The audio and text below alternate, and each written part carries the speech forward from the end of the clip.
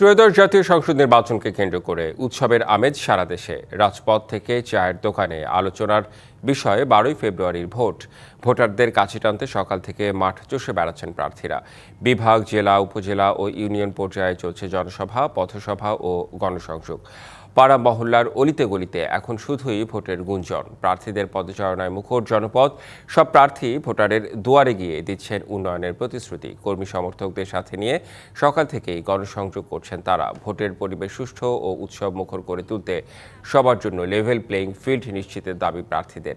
দিন রাত সমান তালে জনসংযোগের কারণে ভোটারদের মধ্যেও আলোচনা ও আগ্রহ বাড়ছে নির্বাচন নিয়ে।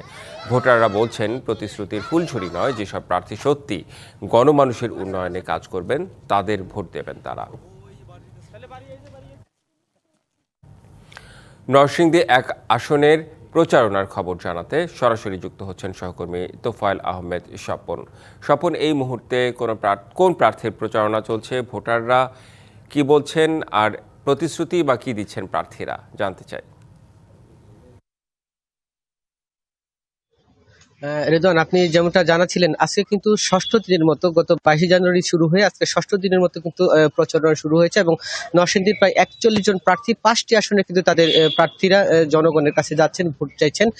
আমি এই মুহূর্তে আছি নরসিংদী সদর উপজেলার চিনিশপুর এলাকায়। এখানে বিএনপির দলীয় কার্যালয় থেকে কিন্তু সকাল থেকে বিভিন্ন জায়গায় যে গণসংযোগ করেছেন বিএনপির কেন্দ্রীয় কমিটির যুগ্ম মহাসচিব এবং সদর আসনের বিএনপি প্রার্থী খায়রুল কবির খোকন। আমরা একটু তার কাছে জানতে চাইবো যে আজকে যে প্রচারণা শুরু হয়েছে এবং আজকেও কিন্তু মাধবদীতে বিভিন্ন প্রচারণায় অংশ নেবেন, যে জনগণের কাছে যেহেতু যাচ্ছেন, জনগণের কাছে কি ধরনের আপনারা আশ্বাস দিচ্ছেন এবং জনগণ আপনাদের কিভাবে গ্রহণ করছে? ধন্যবাদ। আসন্ন ত্রয়োদশ জাতীয় সংসদ নির্বাচন উপলক্ষে ইতিমধ্যে আমাদের আগামী 12 তারিখে যে নির্বাচন অনুষ্ঠিত হতে যাচ্ছে, সেই নির্বাচনকে সামনে রেখে জনগণের মধ্যে ব্যাপক উৎসাহ-উদ্দীপনা, স্বতঃস্ফূর্ততা এবং আমার গণজোয়ার সৃষ্টি হয়েছে। কারণ দীর্ঘদিন তারা ভোটাধিকার থেকে বঞ্চিত ছিল, যার কারণে তারা তাদের পবিত্র আমানত মূল্যবান ভোট দেওয়ার জন্য অধীর আগ্রহ অপেক্ষা করছে। শিয়া বাটার ও ভিটামিনে সমৃদ্ধ লিলি বিউটি সোপ, তারুণ্যময় উজ্জ্বল ত্বকের জন্য। রিমার্ক। এবং যেখানেই যাচ্ছি, সেখানেই প্রচারে যাচ্ছি, সেখানে তারা ব্যাপকভাবে আমাদেরকে গ্রহণ করে নিচ্ছে এবং তারা ভোট দেওয়ার জন্য তারা আমাদের অঙ্গীকার করছে এবং আমরা তাদের কাছে আমরা সেটি প্রতিশ্রুতি দিচ্ছি যে আগামী নির্বাচনের জনগণের সরকার, যদি সত্যিকার অর্থে জনগণের ভোটে নির্বাচিত যদি একটি সরকার নির্বাচিত হয়, তাহলে আপনাদের যে দাবি দেওয়া অতীতে আপনাদের যে এলাকার উন্নয়ন থেকে শুরু করে এলাকার মানুষের নিরাপত্তা আর সকল দাবি দেওয়া ইনশাল্লাহ আগামী দিনে পূরণ হবে এবং আর কোনো এই দেশে যেন আর কোনো ফেসি দানবীয় সরকার, মাফিয়া সরকার, অবৈধ অসাংবিধানিক সরকার এবং খুনি সরকার আজ ক্ষমায় আসতে না পারে। তার জন্য আপনারা সচেতন থাকবেন এবং আপনাদের অধিকার আপনার জন্য আপনারা তৎপর থাকবেন। আমরা আপনাদের মৌলিক অধিকার, আইনের শাসন, বিচার বিভাগের স্বাধীনতা, ন্যায় বিচার, মানবাধিকার প্রতিষ্ঠার জন্য আমরা যা যা করা দরকার আমরা সবই করবো ইনশাল্লাহ। তাই সেখানে আমরা জনগণের কাছ থেকে অভূতপূর্ব সাড়া পাচ্ছি। আশা করি আমাদের দানেশের প্রার্থী আগামী দিনে বিপুল ভোটের ব্যবধানে নরসিংদীর 5টি আসনে আমরা বিজয়ী হতে পারবো বলে আমার আশাবাদী। ধন্যবাদ। শুনছিলেন বিএনপির কেন্দ্রীয় কমিটির যুগ্ম মহাসচিব এবং সদর আসনের যে ধানেশীষের প্রার্থী খায়রুল কবির খোকন জানাচ্ছিলেন কি আগামী নির্বাচনে 5টি আসনে কিন্তু বিএনপির ধানেশীষের প্রার্থীরা জয়জয়কার হবে বলে তিনি আশাবাদ করছেন এবং দিন থেকে সকাল থেকে রাত পর্যন্ত কিন্তু তারা প্রচারণা চালিয়ে দিচ্ছেন, জনগণের ধারে ধারে যাচ্ছেন। রেদওয়ান, এই ছিল নরসিংদী থেকে বিএনপির প্রার্থীর প্রচারণা সর্বশেষ খবর। জি, আপনাকে অনেক ধন্যবাদ। আমরা আসলে রাজধানী সহ সারা দেশের প্রচারণার খবর জানাচ্ছি দর্শক, আপনাদের জানানোর চেষ্টা করি সব সময়। নির্বাচনী প্রচারণার আরও খবর জানাতে বরিশাল থেকে যুক্ত হচ্ছেন সহকর্মী জিয়াদ মাহমুদ।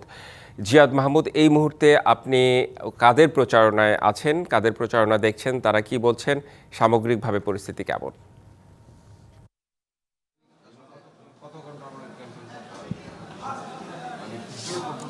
নির্বাচনী যে ডামাডোল সেটি কিন্তু বেজে উঠেছে উপকূল জুড়ে। একেবারে বরিশালের 21টি আসন, বরিশাল বিভাগের যে 21টি আসন সেটি জুড়ে কিন্তু নির্বাচনী ডামাডোল চলছে।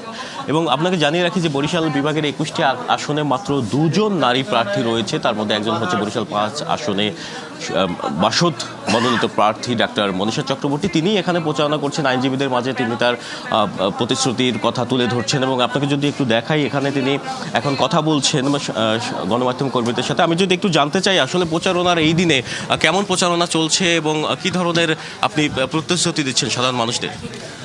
আপনারা জানেন যে আমরা তো ধারাবাহিকভাবে জনগণের অধিকার নিয়ে রাস্তায় ছিলাম। এখানে একেবারে জনগণের পরিবেশ রক্ষার আন্দোলন থেকে শুরু করে মাঠ পুকুর রক্ষার আন্দোলন, ভোলার গ্যাস নিয়ে এসে কর্মসংস্থান তৈরির আন্দোলন, এখানে শ্রমিকদের অধিকার আদায়ের আন্দোলন, জীবিকা রক্ষার আন্দোলন, বস্তি উচ্ছেদের বিরুদ্ধে আন্দোলন থেকে শুরু করে বরিশালের জনগণের জীবনের সাথে আমরা সংযুক্ত ছিলাম।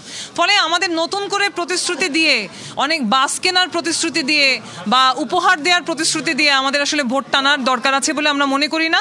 জনগণ যদি পরিবর্তন চান, জনগণ যদি ঐক্যবদ্ধ হতে পারেন, নির্বাচনটা যদি টাকার প্রভাবমুক্ত হয়, পেশি শক্তির প্রভাবমুক্ত হয়, তাহলে অবশ্যই জনগণ আমাদেরকে ভোট দেবে। কিন্তু প্রশাসনের দিক থেকে আমরা দেখছি যে অনেকেই আচরণবিধি ভঙ্গ করলেও তারা ব্যবস্থা নিচ্ছেন না।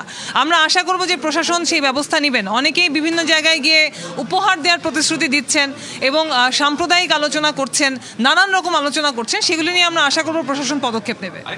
তো আইনজীবীদের মাঝে আপনি প্রচারণা করছেন, তো সেখানে নারীদের উপকূলে একটা বড় অংশ নারী তারা নির্যাতিত হয়ে থাকেন বিভিন্ন সময় আমরা দেখেছি, তাদের জন্য কি করবেন বলে মনে করছেন? আমরা নারী নির্যাতনের বিরুদ্ধে সাধারণভাবেই আন্দোলন সংগ্রাম করে থাকি সবসময়, এবং নারী নির্যাতনের বিরুদ্ধে তাদের পক্ষে তাদেরকে নিয়ে আইনি লড়াইও আমরা সহযোগিতা করি আমাদের সংগঠনের পক্ষ থেকে, এবং অনেক আইনজীবীরাও আছেন তারা আমাদের সাথে এই কাজে আমাদেরকে সহযোগিতা করেন। আমরা মনে করি নারীদের জন্য একটা নিরাপদ পরিবেশ তৈরি করতে হলে অবশ্যই তাদের জন্য আমরা র্যাপিড অ্যাকশন সেল গঠন করার কথা বলেছি, ইফটিজিং প্রতিরোধে আমরা হেল্পলাইন গঠন করার কথা বলেছি। আমরা নারীদের জন্য ডে কেয়ার সেন্টার, কর্মজীবী নারী হোস্টেল এবং নারীদের জন্য নারী পাবলিক টয়লেট থেকে শুরু করে নানান রকম পরিকল্পনা আমাদের আছে, যেটা নারীদেরকে অর্থনৈতিকভাবে স্বাবলম্বী করবে, নারীর জন্য নিরাপদ পরিবেশ তৈরি করবে এবং নারীদের এগিয়ে যাওয়ার পথকে সহজ করবে। নির্বাচনী যে লেভেল প্লেইং ফিল্ড সেটি কি তৈরি হয়েছে বলে মনে করছেন? আমরা বিভিন্ন ঘটনায় খুবই আশঙ্কায় আছি। আমরাই একমাত্র আচরণবিধি মানছি। বরিশালের নির্বাচনে বাসদ মইমার্কার প্রার্থী একমাত্র আচরণবিধি মানছেন, বাকিরা কিন্তু আচরণবিধি মানছেন না। দুদিন ধরে আমরা দেখছি যে বিভিন্ন শিক্ষা প্রতিষ্ঠানে তারা গিয়ে একেবারে সরকারি অনুষ্ঠানে গিয়ে তারা ভোট চাইছেন। গতকালকে বাস উপহার দেওয়ার প্রতিশ্রুতি দেওয়া হয়েছে এবং সেটা প্রার্থীর পেজ থেকে শেয়ার করা হচ্ছে যে তারা বাস উপহার দেবেন, যেটা একেবারে আচরণবিধির সুস্পষ্ট লঙ্ঘন। প্রশাসন এগুলি নিয়ে পদক্ষেপ নেবে, এটা আমরা প্রত্যাশা করি। ইসির দেওয়া বিধিনিষেধ মেনে যাতে অন্য দলগুলো যারা রয়েছে তারা প্রচারণা কার্যক্রম পরিচালনা করে, একই সাথে সাধারণ মানুষেরও কিন্তু এটি প্রত্যাশা যে সুষ্ঠু নির্বাচন উপলক্ষে প্রচারণার ক্ষেত্রে যাতে কোনো ধরনের যে নিয়ম নীতি সেটি মেনে চলা হয়, এতটুকুই প্রত্যাশা। এতটুকুই ছিল বরিশাল থেকে আমার কাছে। জি, জিয়াদ মাহমুদ, ধন্যবাদ আপনাকে।